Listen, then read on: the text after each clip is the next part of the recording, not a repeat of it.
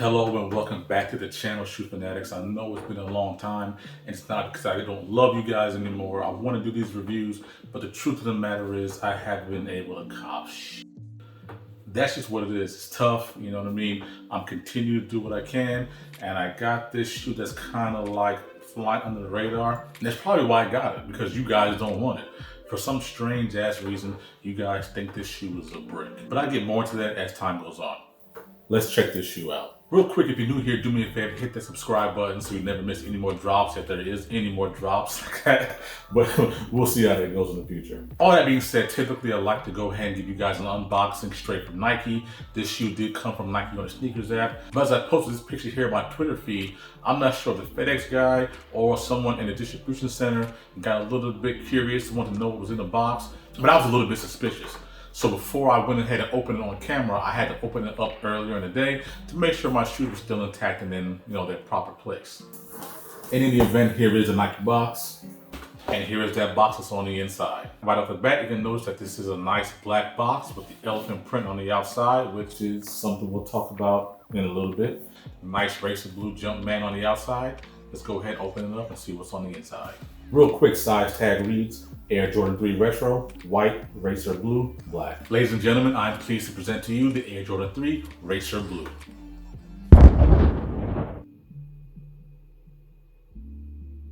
Let's go ahead and take a look at the materials of the shoe before we get into some of the problems that people are saying the shoe has. Standard Air Jordan 3 traction pad on the bottom with that circular radial pattern. Nice racer blue and gray on the bottom, nothing too different about that. There is a polyurethane midsole with that racer blue coloring. We're going to talk about this here momentarily, so give me a minute. Tumbled white leather upper, which some people can do without. I don't mind it. The material is not the worst I've ever felt. Not quite the best, but it is passable and serviceable for this particular shoe. Fairly soft toe box in the original shape of that OG initial release back in 1988, was it? Fairly soft gray tongue with a really soft material up here. Original OG shape where the top of the tongue is peeking above the back blue part here. Standard gray cloth interior. White insole with a racer blue Jumpman. On the rear, you do in fact have a white tab with a blue Jumpman on it. No Nike Air, which is to be expected considering they typically reserve Nike Air for special editions and OG colorways. Plain flat white lace. There's no additional laces with this, which is a little bit disappointing, but I think some of us have gotten too accustomed to Jordan brand always giving us extra laces, so when we don't get them, we act like spoiled brats sometimes. But nice white lace goes into a nice white base shoe. And that's pretty much it. There's not a lot of history to the shoe. There's no inspiration that I see or that I have been able to find that inspired this shoe to come about. I do think that it's just a palette swap, that being a changeover from the fire red threes that came out a couple years ago. And where this fire red on that shoe, they added this racer blue on this one. Now let's get to the elephant in the room. And that's kind of the problem. There's no elephant in the room. And what I mean by that is, this particular shoe does in fact have a different style elephant print than what people are accustomed to on their Jordan 3s. Now, first and foremost, one of the best things about the cut of the elephant print is it does in fact have a low profile elephant print cut. And so as I mentioned, they did a pretty decent job of maintaining the OG shape, but people think that they fumbled at the goalpost with this pseudo elephant print, which they tried to do something a little bit different. And now that should be much clearer.